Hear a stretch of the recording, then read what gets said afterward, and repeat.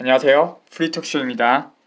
오늘은 2016년 2월 18일 피고인 최성년 의견서 제출 옥중 수록이라는 제목의 내용입니다. 먼저 들어가기 앞서서 바로 전회차 게시물에 대해서 턴오프 유어 TV 볼 6님이 너무해용이라고 댓글 남겨주신 거 소개해드립니다. 그 턴오프 유어 TV 볼 6님은 제 게시물에 남의 게시물에 잘 댓글 안 다는다고 사람이라고 얘기를 하셨는데 제 게시물들에는 각별한 관심을 가져주셔서 정말 고맙게 생각합니다. 오늘 의견서 제출은 뭐냐면요. 제가 2015년 11월 14일 날 민중 총궐기일 날 구속을 당했습니다. 4개월 동안 구속 감금을 당했는데 그때 당시에 법원에 제출했던 의견서입니다. 당시에 구치소에 있으면서 검찰에 사건 기록 열람 신청을 해서 검찰청에 직접 가서 이렇게 2016년 2월 16일에 이렇게 다 메모를 해놓은 걸 토대로 작성한 글입니다. 2월 16일 날 이렇게 메모를 한 다음에 사건 기록들을 그대로 메모한 거였습니다. 그리고 2월 17일 날 작성해서 2월 18일 날 낸 서류입니다.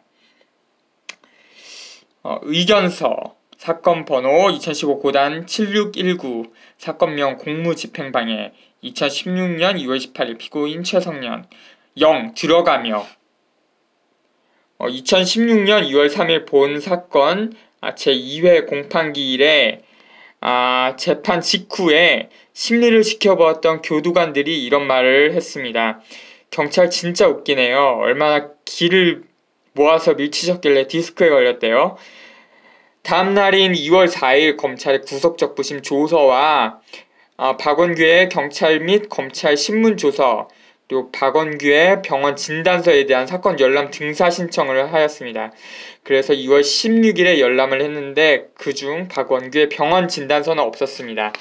자기가 폭행을 당해서 허리 디스크에 걸려서 진단서를 떼서 수사기관에 제출했다고 했어요. 근데 수사기관에서는 그게 어떻게 보면 유일한 물증이 될 수 있는데 그걸 증거로 제출을 안 한 겁니다.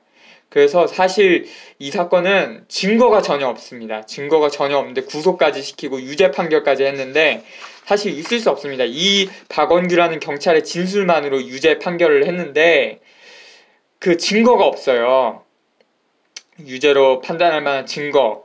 그리고 저는 또 이 사람을 폭행한 사실이 없다고 주장하는데 일방의 주장만을 인정한 것이었습니다. 근데 일방의 주장인 박원규의 진술도 오락가락해서 신빙성이 없다. 그걸 밝히는 의견서가 되겠습니다. 2016년 2월 16일 10시부터 11시 50분까지 박원규의 경찰 및 검찰 신문 조서를 검토해보았고 여기에 그에 관한 의견을 기록합니다. 제1장 박원규의 진술들에 대한 의견 제1절 서울중앙지방검찰청 증거기록 제2책 제1권 경찰 진술조서 피해자 2015년 12월 14일 23시 20분인데 여기는 11시 20분으로 기재가 되어 있습니다. 15쪽에 있는 내용입니다. 문은 경찰 수사관이 질문한 겁니다. 답은 박원규의 답변입니다. 진술인이 폭행을 당할 당시 어떤 상처 등이 있었나요? 그러니까 답으로 상처는 없고 다만 불상의 피의자로부터 좌우에 밀침을 당했습니다. 상처는 없고라고 이 사람이 진술했습니다. 제2절 박원규의 경찰 진술조서 제2회 2015년 11월 15일 11시 40분 이거는 오전 11시 40분이겠습니다. 36쪽 그리고 수십여 명의 시위대들은 검거를 방해하기 위해 경찰관을 주먹으로 주변으로 다가와 그중 일부는 경찰관을 몸으로 맞거나 자꾸 주먹으로 때려 경찰관을 폭행하는 등의 수법으로 단체 또는 다중의 위력을 보이면서 경찰관의 체포 업무를 방해하였습니다. 이렇게 이 사람이 주장을 하는데요. 아무도 그 주먹으로 때리거나 하는 폭행을 한 적이 없습니다. 그 사건 동영상을 실제로 봤거든요. 지금 소장도 하고 있고요. 2016년 2월 3일 본 사건 제2회 공판 때 체증 영상 중에 위와 같은 상황은 나오지 않았습니다. 박원규는 증인신문 때 저는 그렇게 진술한 적이 없습니다 라고 말했습니다. 본 피고인의 첫 질문 1번과 1-1에 대한 답변을 참고해보면 됩니다. 이것은 수사관의 문체로 보입니다. 수사관이 전후 사이에 한 칸씩 띄우고 끼워놓은 문장 같습니다. 제3절 37조 문, 폭행으로 인하여 어떠한 피해를 입었는가요? 답, 폭행으로 피해는 입지는 않았지만 경찰관들이 공무를 수행하는 데 있어 이렇게 다수의 시위대들은 정당한 공무를 집행한다면 법질서를 무너지고 또한 법질서를 경시하는 것이라 봅니다. 이는 단호하게 처벌을 해야 된다고 봅니다. 약간 맞춤법이 이상한 게 있는데요. 그 원문을 그대로 옮긴 거기 때문입니다. 폭행으로 피해는 입지는 않았지만이라고 박원규가 진술했습니다. 이때까지 폭행으로 피해 없었다 그렇게 진술하죠. 제4절 경찰 진술조서 제3회 2015년 11월 19일 10시 1분 209쪽 문, 진술인은 검거를 하면서 피해는 입지는 않았나요? 검거할 당시에는 긴장을 해서인지 아픈지 몰랐으나 그 다음날부터 허리가 통증이 심하고 아프고 하여 병원에 치료를 받아야 할 것 같습니다. 상당히 신빙성이 낮은 진술입니다. 계속 살펴보겠습니다. 중요하다고 제가 별표 표시를 했는데요. 제5절 209쪽에서 210쪽의 내용입니다. 문, 진술인은 피의자와 격렬하게 몸싸움이 없었다면서 왜 허리가 아프다고 하는가요? 답, 검거 과정에서 그 사람과 약간의 밀고 당기는 실갱이는 하였지만 주변 시위들이 검거를 방해하면서를 저를 잡고 밀치고 때리는 등 심하게 실갱이를 하였기 때문에 허리에 통증이 있는 것 같습니다. 위 문에서 알 수 있듯이 진술인 박원규는 피의자 본 피고인 최성령과 격렬한 몸싸움이 없었습니다. 즉 본 피고인의 폭행은 전혀 없었던 것입니다. 여기서 박원규는 본 피고인이 아닌 다른 사람들의 폭행으로 다쳤다는 취지로 진술을 했는데 체증 영상을 확인해보면 이 또한 사실 무근임을 알 수 있습니다. 제6절 210쪽에 있는 내용입니다. 그렇다면 진단서나 소견서를 제출하겠는가요? 답, 제가 오늘 병원에서 치료하고 진단서가 필요하면 제출하도록 하겠습니다. 2016년 2월 3일 법정에서 증인신문 때 법원 진단서를 제출하였냐고 물어본 본 피고인의 물음에 제출을 했다고 박원규가 말했습니다. 그런데 검찰은 이걸 증거로 제출하지 않았습니다. 왜였을까요? 제7절 박원규의 검찰 진술조서 2015년 11월 25일 380쪽에 있는 내용입니다. 서울중앙지방검찰청 927호실에서 했던 진술입니다. 문, 차벽 숨구멍이 버스와 버스 사이가 아닌 커피숍이 통행로가 된 것인가요? 예, 원래는 커피숍 벽까지 버스를 붙여 차벽을 형성하였는데 시위대가 차벽 통과를 위해 커피숍 테라스 창문을 손괴하고 커피숍 내부를 통해 청와대 방향으로 진출하려고 하여 저희 부대원들이 그 커피숍 통행을 차단하면서 일반인 통행을 유도하고 있었습니다. 이 숨구멍이라고 얘기를 했는데요. 이 전술 용어인 것 같습니다. 숨구멍은 11월 14일 민중 총궐기 당시 백남기 농민이 사망했었잖아요. 그 소뚜껑 작전 그리고 숨구멍 작전이라는 게 있었다고 최근 2018년도에 밝혀진 바가 있습니다. 위 문답을 통해 정상적인 숨구멍이 아니었음을 알 수 있습니다. 이에 대한 반론을 본 피고인들이 모두 진술해서 했습니다. 세봉 그리고 남문, 윤기야 그리고 김남아 등이 당시의 상황을 압니다. 그래서 윤기아와 김남아로부터 진술서를 받았습니다. 받아서 법원에 제출한 바 있습니다.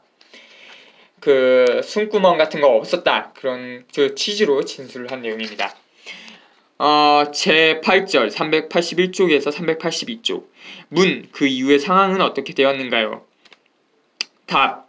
피의자가 버스 위에서 내려가지 않고 저희 쪽으로 넘어오려고 하여 몇 차례 경고를 하였음에도 버스 위에서 뛰어내려 제가 직접 피의자를 제지하고 주소를 묻고 커피숍 출입문을 통해 차벽 밖으로 내보내려고 하였으나 이때는 고집을 꺾지 않고 저희를 뚫고 진출하려고 하여 제가 피의자의 양쪽 어깨를 잡고 다가오지 못하도록 하자 피의자가 저의 가슴을 양손으로 좌우에 툭툭 밀면서 상관하지 말라고 하면서 버스 밑에 있던 현수막과 검은 통을 들고 다시 진출하려고 하여 제가 부대원 3명에게 피의자를 돌려보내라고 지시를 하고 피의자를 잡고 돌려보내려고 하는데 커피숍을 통해 통과한 일반인인지 시위대인지 약 10여 명이 저희들에게 달려들어 저희를 잡고 머리를 때리는 등 상황이 급격히 안 좋게 되어 피의자를 공무집행 방해 혐의 등으로 체포를 하게 된 것입니다.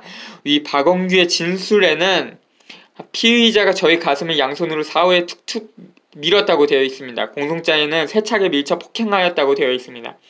툭툭과 세차게는 말이 안 맞습니다. 사실 폭행은 아예 없었습니다. 제9절 383쪽 박원규의 진술. 제가 폭행을 당할 때에는 체증 자료가 없었으나 나중에 사람들이 저희 쪽으로 달려들어 저희가 폭행당할 때 제가 무전으로 체증 요원을 요청하여 체포 당시부터 체증 자료가 확보되었습니다.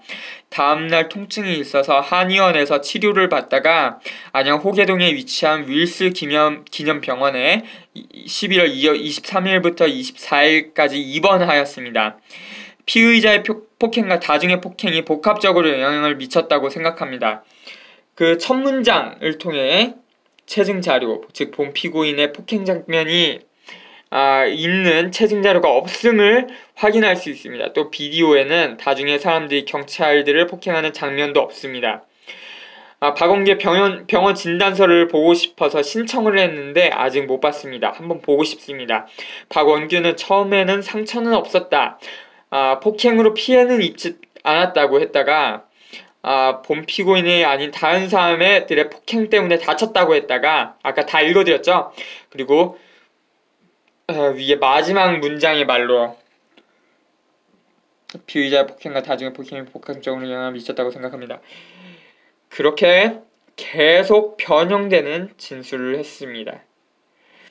곧 그 며칠 안에 이 녹취록도 이때 동영상도 제가 확보를 하고 있는데요. 동영상을 공개를 하면 그 형사소송법에 그 위반이 되기 때문에 저 그 진짜 공개하고 싶은데 그 공개를 안 하고 있고요. 그 녹취록은 제가 곧 있어서 공개를 하겠습니다. 녹취록을 보면 그 사람들이 경찰을 폭행하는 장면은 전혀 없고 경찰이 오히려 사람들을 폭행하는 가격해서 폭행하는 장면이 찍혀 있습니다.